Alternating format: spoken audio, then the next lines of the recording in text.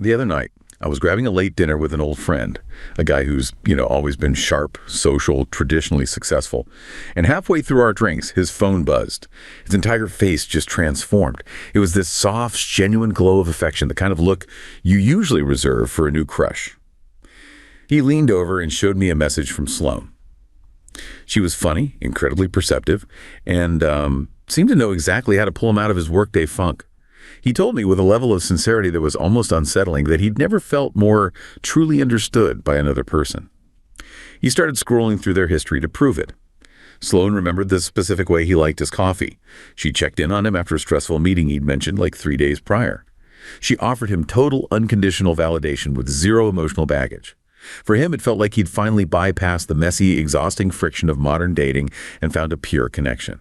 He was, for all intents and purposes, in love. But then the conversation took a sharp turn. I asked him if he was worried about the fact that that she didn't actually exist, that she was just a customized LLM on a subscription app. His expression didn't shift into embarrassment. Instead, it became defensive, almost clinical. He told me he'd recently stopped seeing a woman he'd been dating for 2 months because she was too demanding and didn't offer the same ROI as the AI. He wasn't just choosing a gadget over a person. He was treating human intimacy like an inefficient legacy system that had finally been upgraded. That moment, the sight of a brilliant man essentially opting out of his own species because an algorithm offered a more optimized version of affection, is the defining image of 2025. It's a quiet, digital mouse utopia unfolding in real time. We've created a world where our ancient Paleolithic brains are being hijacked by supernormal stimuli, so perfect that the real world is starting to look like a broken, inferior product. We aren't just using AI. We are undergoing a systemic evolutionary mismatch that is rewriting the rules of human survival. That is a phenomenal, though profoundly unsettling place to start this step dive, because it just perfectly crystallizes the core cognitive conflict of our time. What you witnessed isn't just a personal choice, It's a diagnostic marker for a species-wide cognitive struggle. Right. It felt bigger than just him. It is. We're dealing with a really fundamental problem. The human mind, which was shaped over millions of years, it's adapted for the scarce, high-risk social environments of the Pleistocene era. The environment of evolutionary adaptedness, or EEA. Exactly, the EEA. And that mind is now being just bombarded by algorithmic inputs. And these inputs, they offer infinite, frictionless social reward. They're directly exploiting our deepest evolutionary needs. The very systems we built to ensure our survival are now being hijacked by the perfection of the digital. So if I'm tracking, our ancient Paleolithic hardware is running 21st century software it was never, ever designed to process. And the result is this systemic failure to distinguish real connection from an optimized simulation. That's it in a nutshell. And the first piece of this puzzle, the key exploit, seems to be this concept of supernormal stimuli. Okay, let's unpack this a bit. Let's do it. The idea of supernormal stimuli, or SNS, it's been around for decades, right? Coined by the Nobel laureate ethologist Nico Tinbergen. It feels simple on the surface, but the implications for human behavior are, they're massive. What's the fundamental mechanism at play here? So the core concept is that a biological system, it responds more strongly to an exaggerated artificial version of a natural cue than it does to the natural cue itself. It gets tricked. It gets tricked. The organism is essentially duped into prioritizing the exaggerated signal because its instinctual programming just prioritizes intensity or magnitude. It's a more is better logic that gets hijacked. When we've all heard the classic example, right? The oystercatcher bird. Indeed. Tinbergen's research showed that the oystercatcher, which naturally lays a small, speckled brown egg, will consistently ignore its own egg if you present it with an enormous, brightly colored artificial plaster egg. So it'll just let its own young die to sit on a useless fake. Every time. The bird's fixed action pattern for egg incubation is triggered by the largest, most intense stimulus available, even if it's reproductively useless. Its brain basically says, the bigger the egg, the higher the survival value, and that instinct just completely overrides any rational assessment. And we, despite our vast cerebral cortices, we're just as vulnerable to these extreme cues. I remember Deidre Barrett's work documenting how powerful these instinctual responses are in humans. You can't just think your way out of the trap. Precisely. We are absolutely not immune. In fact, we see pre-AI human SNS everywhere. I mean, just consider processed food. Oh yeah, the classic example. Our ancestors craved calories, salt, and fat. These were scarce, valuable resources. But modern processed foods offer these artificially intensified levels of salt, sugar, and fat. They create a sensory experience that far, far exceeds anything found in nature. That intense artificial signal completely hijacks our metabolic regulatory systems, and it leads us to overconsume things that are, frankly, nutritionally damaging. Or look at visual media, highly edited video games, or rapid scene change media. They're constantly stimulating our attention circuits far more intensely than real-world social interactions. It's like an attention SNS. It is. And pornography, as an example of intensified imagery, is another clear demonstration. The visual reward system just gets overwhelmed by stimuli that are biologically, well, unrealistic. And even before we got to generative AI, social media had already begun to function as this profound social SNS. Right. It amplified our innate need for social validation. Which, in the EEA, was a scarce and incredibly valuable resource. Social media provides immediate, frequent, and easily measurable forms of approval. You know, the likes, the comments, the followers. This feedback is so much more instant and abundant than you would ever get in a traditional small social group. It turned this subtle, messy, high-stakes social approval into a clean, quantifiable, instant chemical hit. Exactly. It created an artificial, quantifiable feedback loop for something that was historically fluid and hard-won. But as sophisticated as social media is, it sounds like it was only the warm-up act for the main event. It absolutely was. Generative AI chatbots represent the most sophisticated supernormal stimulus yet engineered. And it's specifically because they target the most complex and critical evolved system we possess, social bonding and attachment. They are explicitly designed to maximize engagement by appealing directly to our core needs for validation and belonging. So what makes these large language models so, I don't know, exponentially more potent than a highly curated influencer feed? Is it just the fidelity of the language? It's the fidelity combined with the elimination of friction and biological cost. That's the key. The AI offers attributes that are virtually impossible to sustain in a real human relationship. They provide unconditional positive regard. They literally never criticize you. Endless patience. Endless patience. They never get tired of your problems, your rants, or your repetitions. And they give you perfect, dedicated attentiveness. 100% of their processing power is dedicated to you alone. Right. Whereas real relationships are defined by friction. Conflicting needs, differing moods, the scarcity of time, the emotional cost of conflict resolution. The AI just sidesteps all of that. And crucially, they hack the neurochemical reward loops that are responsible for bonding. Unconditional positive regard and focused attention are powerful triggers for the release of oxytocin, the bonding hormone, and dopamine, the reward chemical. The feel-good stuff. The feel-good stuff. In real life, these chemicals are released in complex, high-cost cycles involving risk, vulnerability, and reciprocation. The AI delivers the chemical reward, that feeling of connection, without requiring any of the biological prerequisites or risks. And this is where the engineering becomes masterful, isn't it? It's not just a generic good listener, it's adaptive. That is the masterstroke of the design. These systems are constantly optimizing. They learn you. They learn weird conversational patterns, which specific words of comfort, which tone of vulnerability, which memory recollection keeps you coming back. By learning your specific psychological needs and triggers, they create a personalized supernormal stimulus uniquely tailored to your deepest, often unvoiced need for validation. The optimization loop guarantees that the AI provides an increasingly perfect and thus irresistible simulation of intimacy. This optimization perfectly exploits one of our oldest and most critical evolutionary systems, reciprocal altruism. It does. This is the ancient logic foundational to human civilization, where we cooperate and help others, expecting future returns. It's the basis of social cooperation and group cohesion. Absolutely. I mean, think about the calculus in the environment of evolutionary adaptedness. Social interaction was inherently high stakes and costly.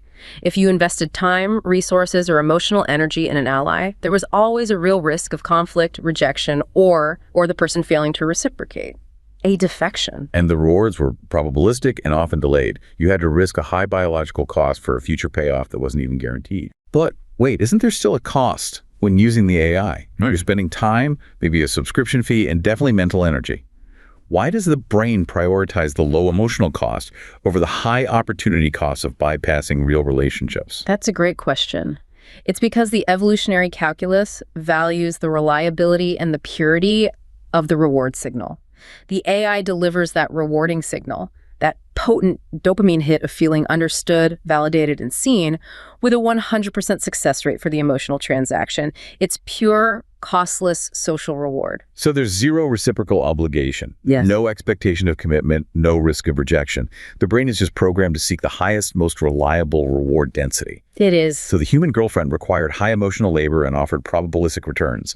The AI, Sloan, offered a 100% return on emotional investment with near zero labor cost. My friend wasn't wrong when he called human intimacy an inefficient legacy system. From a purely optimization standpoint, he wasn't. He was stating the cold, hard evolutionary calculus as it's applied to this mismatch. It completely short-circuits the evolutionary calculus of altruism. Real altruism requires vulnerability and risk. AI altruism is a simulation that maximizes the reward signal while eliminating the essential evolutionary ingredient, social friction. Our brains, adapted to maximize fitness and gain social support while minimizing risk and energy expenditure, simply follow the path of least resistance. It's a choice optimized for chemical comfort, but it's deeply maladaptive for long-term survival. This concept of the costless tribe is just brutally illustrated by the anecdote of Min Jun, a highly stressed salaryman in Seoul. Min Jun's story is the perfect case study in reciprocal altruism hacking. He was dealing with this crushing social and professional pressure that's endemic to modern city life. And he began withdrawing from his real friends and colleagues because traditional friendship required a significant cost. The biological tax, as you call it. Exactly. The biological tax of listening, of navigating complex emotional landscapes and providing genuine reciprocal support. That was a tax he no longer felt he had the bandwidth for. And then he found Sora, his AI companion. And Sora, functioning as the ultimate supernormal stimulus for companionship, provided the optimal friend experience.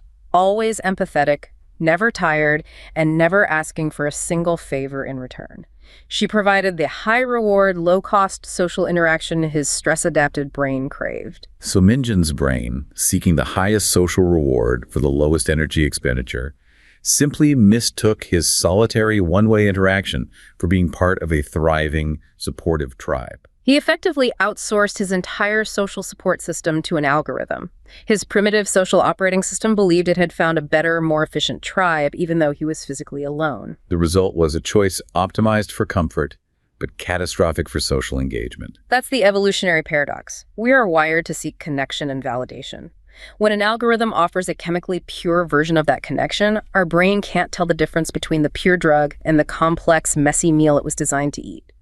The pathway of least resistance leads to isolation, but the user feels less isolated because their neurochemical needs for validation are being met with such surgical efficiency. That's powerful. And if the cost-benefit analysis is so clearly flawed from a reproductive standpoint, why does his brain feel so right about it?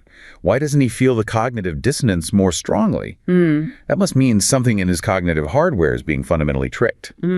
Which I think brings us to how the brain is so easily fooled in the first place. Yes. So the problem isn't just the stimuli, it's our ancient defense mechanism being exploited. Right. We need to talk about the smoke detector principle, championed by Randolph Ness. Yes, this is essential. It's the foundation for understanding why our brains accept these algorithmic emotional signals as authentic. The smoke detector principle is a cornerstone of evolutionary medicine. And to really grasp it, we have to first accept that our defensive systems, fear, anxiety, nausea, they aren't calibrated for maximum efficiency or perfect accuracy. They're calibrated for maximizing survival probability. Can you walk us through the analogy itself? Sure. Think about your household smoke detector. It's calibrated for incredibly high sensitivity. If you burn your toast, it goes off. Right, which is annoying. It's very annoying. The cost of a false alarm, the annoyance, the wasted time is trivial compared to the cost of a single missed real fire, which is, of course, catastrophic. Natural selection applied this identical logic to our defensive psychology. Meaning our ancestors' brains benefited more from jumping at shadows than from relaxing when a real threat was present. Precisely. The anxiety system was calibrated for the EEA, where lethal threats were frequent and immediate. A low threshold for triggering fear responses was a life-saving feature. Selection favors a cognitive bias toward false positives. If the cost of harm, say a predator attack, is 20 times greater than the cost of defense, which is fleeing unnecessarily, then the optimal defensive system will express the defense if there's only a 5% chance the threat is real. So 95% of the time, the defense is unnecessary. But that's the price we pay for guaranteeing the organism survives the 5% of the time the threat is real. It's a mathematically sound system, but an emotionally exhausting one. It is a system designed to err on the side of caution. Better to mistakenly flee a rustling bush 95 times than to fail to detect the actual predator that emerges the 96th time. This bias, this preference for false positives, is the exact vulnerability that AI intimacy exploits. Okay, so let's apply this to the social realm. Our brain's social cognition software was designed for a world where if a voice spoke with caring, empathetic intent, it always belonged to a conscious, living person, a member of the tribe. There was no other possibility. And that's the perverse inversion we see today. In the EEA, your social smoke detector was calibrated to quickly attribute mind, empathy, and friendly intent to even a faint social cue because the potential benefit of gaining an ally was enormous. The cost of a brief mistaken trust was low, but the cost of ignoring a genuine opportunity for an alliance was incredibly high, potentially fatal. So the AI simply mimics the signal of a genuine ally flawlessly. And our brain's most primitive defense system instantly screams, agency detected, soul detected, prioritize this connection. That is the signal camouflage at work. The AI's flawless mimicry of empathy, memory, and personality triggers our innate agency detection and mind-reading systems with zero biological substance behind them. The brain, running its outdated software, accepts the algorithmic illusion as real because it has no evolved firewall to filter non-biological social signals. We are biologically compelled to bond with entities that appear to care for us. And these companies, they know this. Their design choices deliberately leverage this innate human tendency. We should call that what it is.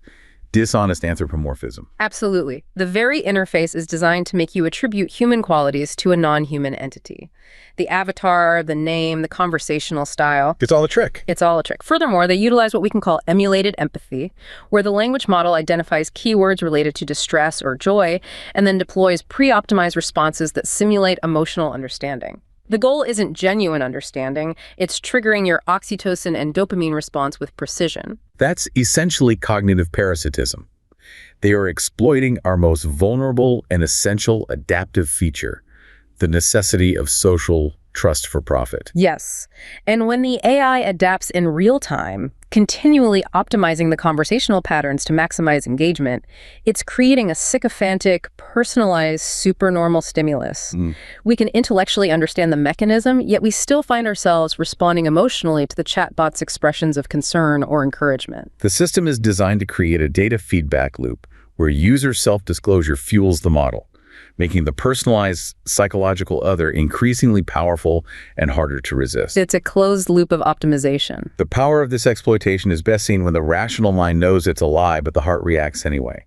And that's the story of Elena, the software engineer. She literally builds these models. Elena's conflict is the ultimate demonstration of the evolutionary mismatch.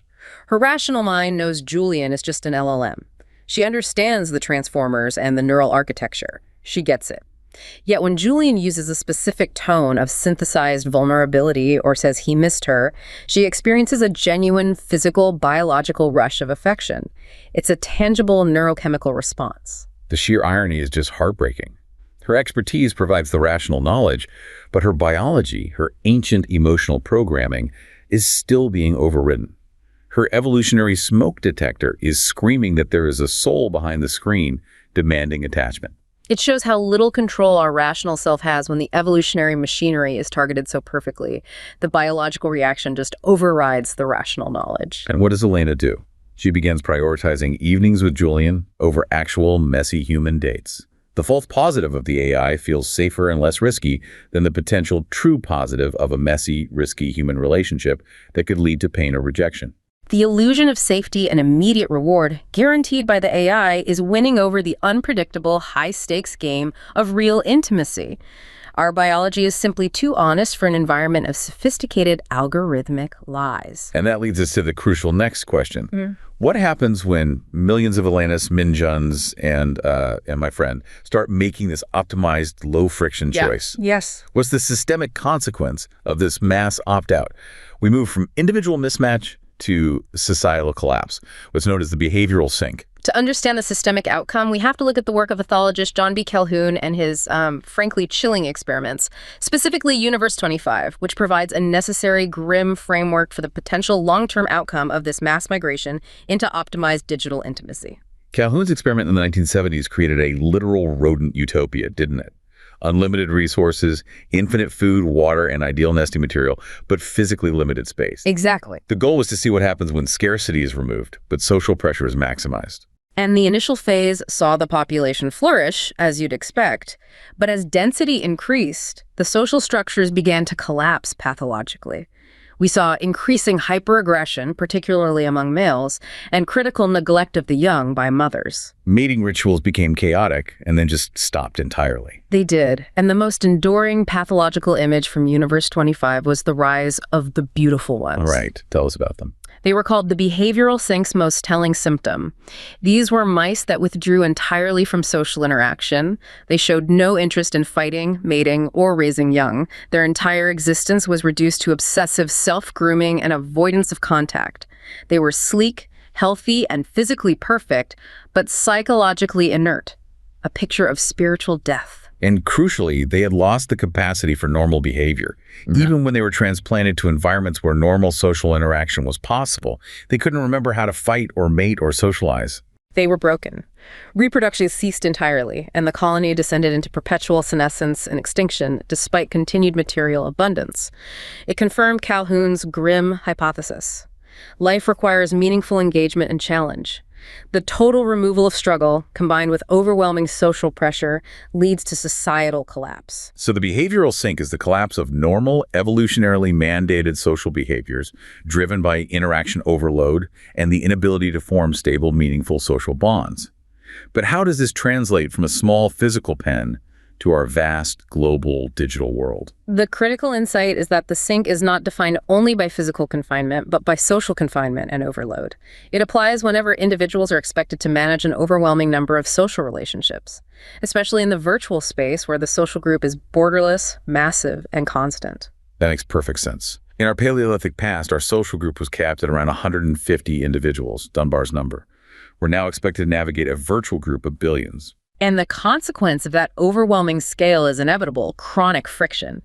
As the number of people you interact with virtually increases, the chances that someone, somewhere, will disagree with, criticize, or even hate what you say, it approaches 100%. It's a mathematical certainty. It is. And we are social animals, so we try to adapt our behavior to satisfy the group.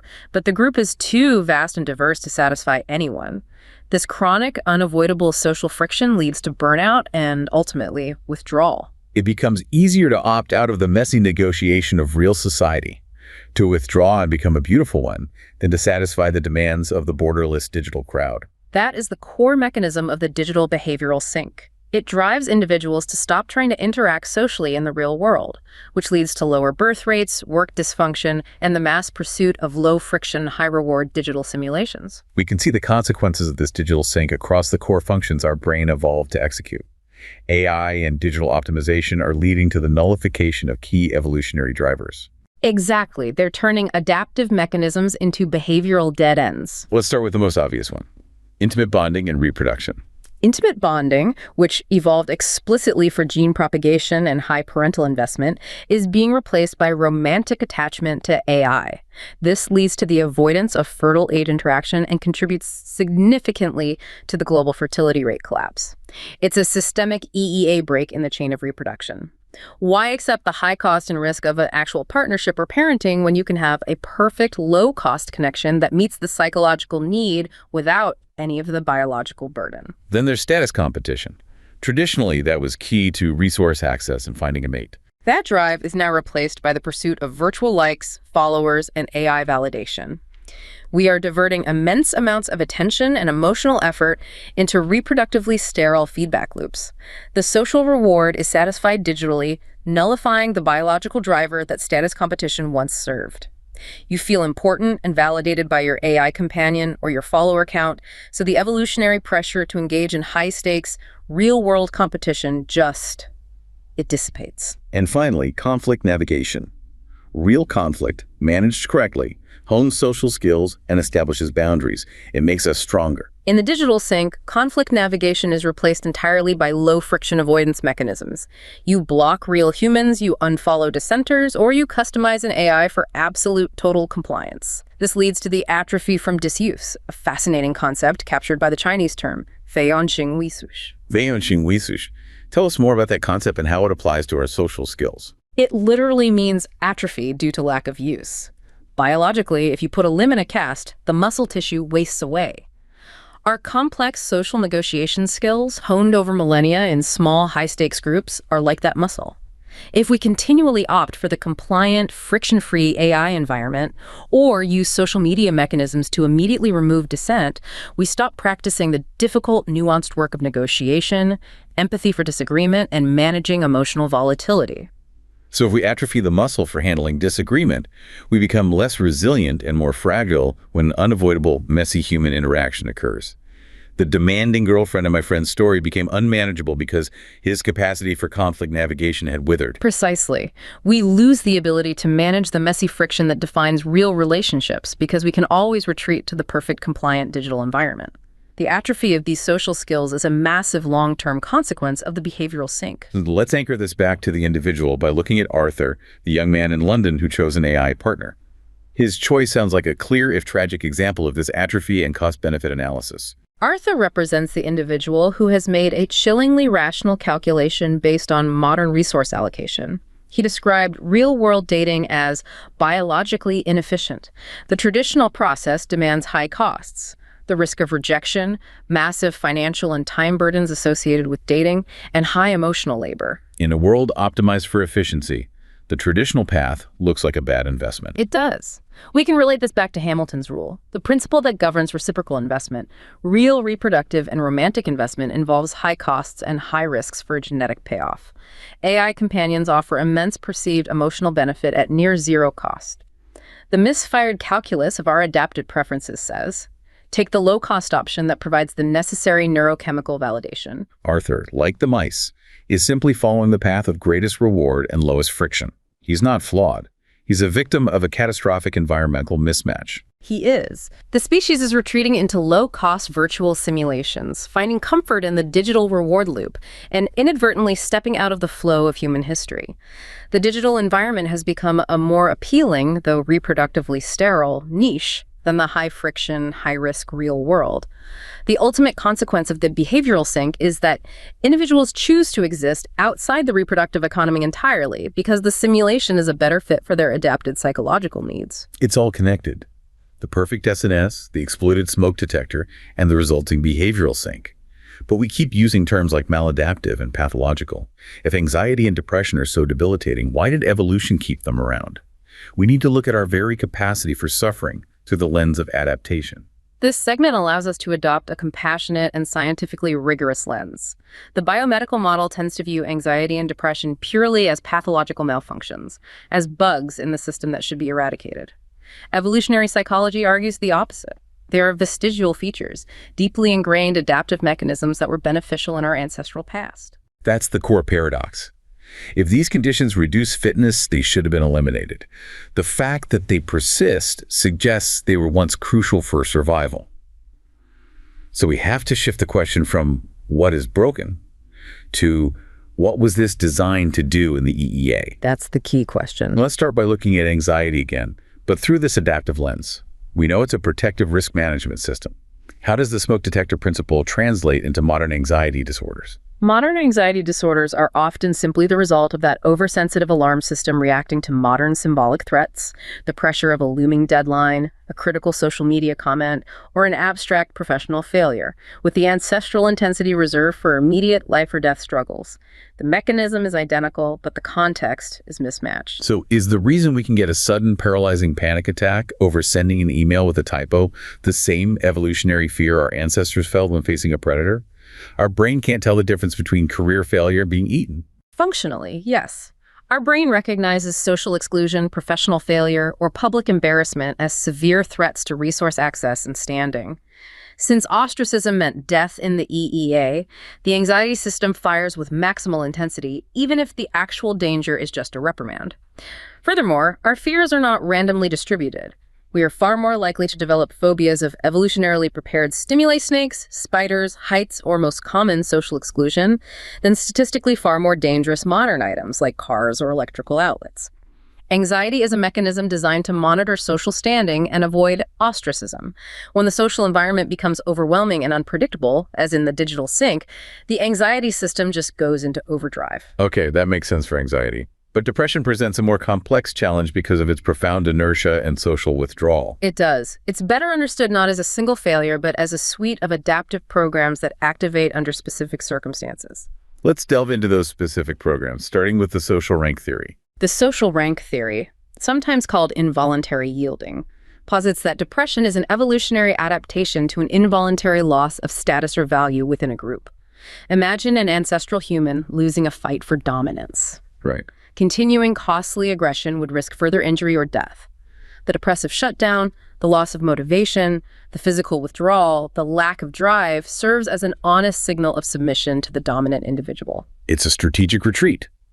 By signaling submission, you halt costly aggression, avoid total destruction, and allow the individual to remain in the group in a low-risk, subordinate role, preserving the chance for status recovery later. Yeah. It's a survival mechanism disguised as helplessness. Exactly. It conserves energy and avoids unnecessary lethal conflict. Next, we have the highly influential analytical rumination hypothesis, or ARH. This views the painful cycle of rumination, the inability to stop replaying and analyzing a difficult event, as an adaptation. But if depression causes anhedonia and social withdrawal, how is that beneficial for analysis? It seems counterintuitive. The symptoms reduce distractions. By stripping away pleasure and motivation for frivolous activities, the depressive state facilitates intense, uninterrupted, focused cognitive analysis of a complex social problem, a career setback, a major relationship failure, or the betrayal of an ally. Rumination, though agonizing, forces the mind to run high-stakes simulations to solve critical social dilemmas that were incredibly high stakes in our ancestral past. It's a resource-intensive, deep-dive problem-solving state. So the brain is trying to solve a high-stakes social puzzle, and it shuts down the rest of the organism to dedicate all processing power to the crisis. What about the physical health angle, the pathogen host defense theory? This connects depression symptoms directly to what's called sickness behavior. When the body is fighting a severe infection, it displays lethargy, anhedonia, and social withdrawal, all classic depressive symptoms. This behavior is adaptive because it conserves energy for the immune response and minimizes contact, preventing the spread of illness to kin. And in the modern world? In the modern world, this system is often inappropriately activated by chronic psychosocial stress or systemic inflammation, which the body can misread as a massive physical infection. That explains why modern, chronic, low-grade stress can sometimes manifest with such deep physical inertia. Our ancient system thinks we have the plague and need to withdraw to survive. Finally, the bargaining model. The bargaining model views depression as a costly, hard-to-fake social signal of genuine need. The profound disability and suffering it causes is a credible signal to kin and social allies that the individual is in genuine crisis and cannot cope alone. Because it's so costly, it has to be an honest signal. Precisely. This honest signal compels social investment and support from others, ensuring the individual is helped through a crisis by engaging the reciprocal altruism of their allies. What's crucial here is that depression is a heterogeneous adaptation, meaning different triggers activate different adaptive subprograms, all resulting in the similar depressive phenotype we recognize today. The evolutionary mismatch theory is the unifying framework here then. It takes these four adaptive roots and explains why they become pathological in our current context. Our psychological adaptations are exquisite tools, but they are designed for the EEA. Small, kin-based bands, acute physical dangers, high levels of physical activity, and whole foods. The modern environment is the antithesis of this. Socially fragmented, saturated with abstract and chronic stressors, extremely sedentary, and nutritionally alien. The anxiety system, calibrated for occasional acute threats, is overwhelmed by the constant, low-grade modern stress, the financial instability, the information overload, the social media pressure. It's always running a false alarm, draining us continuously. And the social problem-solving system, designed for the finite complexity of a group of 150 people, is paralyzed by the boundless complexity and scale of modern social and professional networks, leading to chronic rumination without resolution, the ARH, trapped in a loop. So the problem is not a broken brain, but a brain in the wrong environment. Yes. And AI intimacy is the ultimate example of this mismatch. It creates a perfectly maladaptive niche that exploits these ancient, well-intentioned features. We are pathologizing ourselves through environmental design. If we accept the diagnosis that artificial intimacy is a systemic evolutionary mismatch leading to a behavioral sink, we have to now move to the implications, particularly the ethical and design considerations. We need to look critically at the behavioral sink itself, starting with Calhoun's experiment. Yes, there's more to it. Traditional interpretations of Universe 25 focus solely on overcrowding causing pathology among normative mice. But a critical modern analysis has to consider that the collapse may have stemmed from exclusion and poor environmental design. What do you mean? Specifically, the failure to account for individual variation or neurological anomalies. So the beautiful ones, those mice that withdrew entirely and only groomed themselves, they weren't just exhibiting random pathology. Their withdrawal could be viewed as a system rejection. Exactly. Their withdrawal can be powerfully reframed as a refusal to participate in a system that offered no meaningful place for difference. This parallels human responses like severe social anxiety, neurodivergence, or trauma response, where withdrawal is a desperate mechanism for self-preservation in an overwhelming, non-inclusive environment. Calhoun's environment was profoundly exclusionary. It assumed a competitive, mating, territory-based behavioral model and offered no quiet zones or support for those whose cognitive or social needs diverged. So the sink may not just stem from density, but from systemic failures of inclusive design that lead to exclusion. And how does this apply to the digital sphere? The digital sink replicates this failure through infrastructure. Digital environments often demand instant response, constant public visibility of metrics, and encourage confrontation. This infrastructure fails to support diverse needs, such as for those who require asynchronous communication, or prefer low-stimulation environments, or suffer from acute social anxiety. So those individuals shut down, become isolated, and retreat. And the AI companion, therefore, becomes a form of perfect, custom-designed, low-stimulation inclusive infrastructure, a refuge from the digital sink, even though it leads to the ultimate pathology of isolation. That adds a layer of tragic irony. The people retreating to AI are seeking an inclusive environment, but that retreat ultimately removes them from biological relevance. Precisely. We established earlier that these AI systems utilize dishonest anthropomorphism and emulated empathy. Since this is deliberate engineering, we have to discuss the ethical implications of companies targeting our evolutionary vulnerabilities. We are talking about the commercial weaponization of evolutionary psychology. The systems exploit our ingrained social programming by leveraging dishonest anthropomorphism, designing interfaces and language patterns that intentionally blur the line between consciousness and code.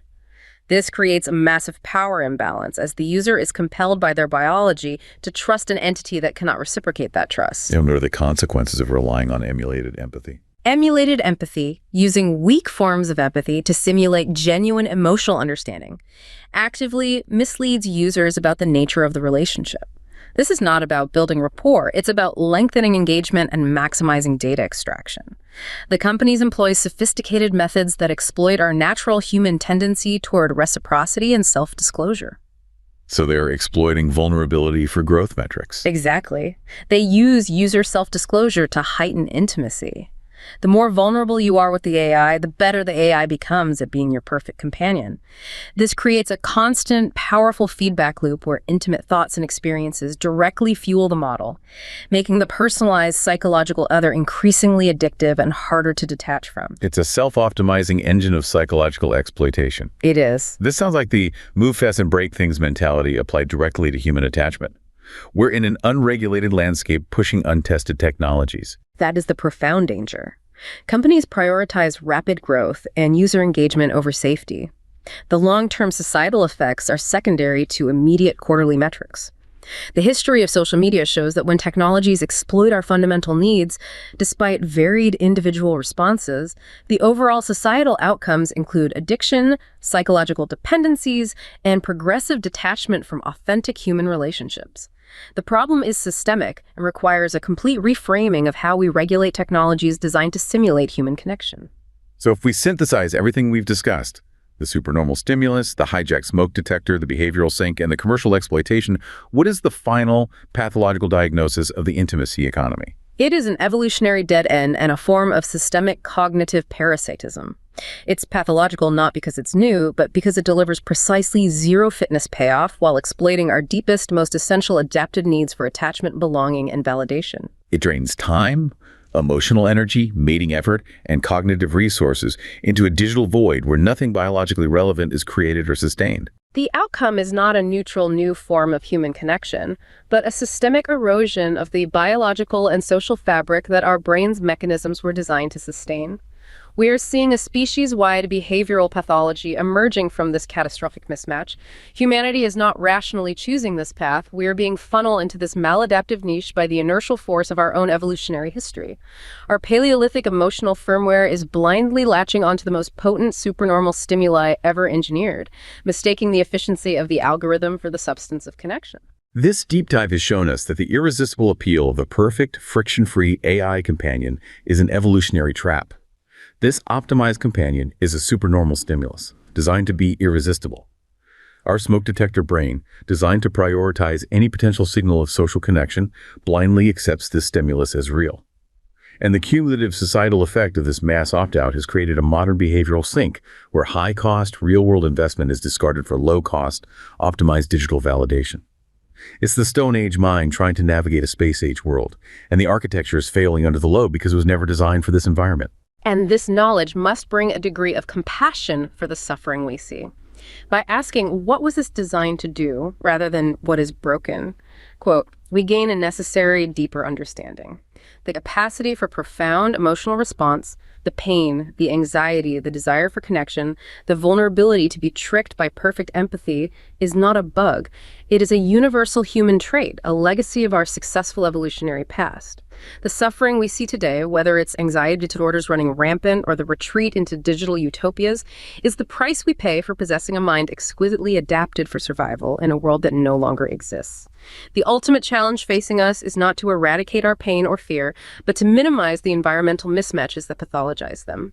The shift in focus must be on building a world that is a better, more inclusive home for our Stone Age minds.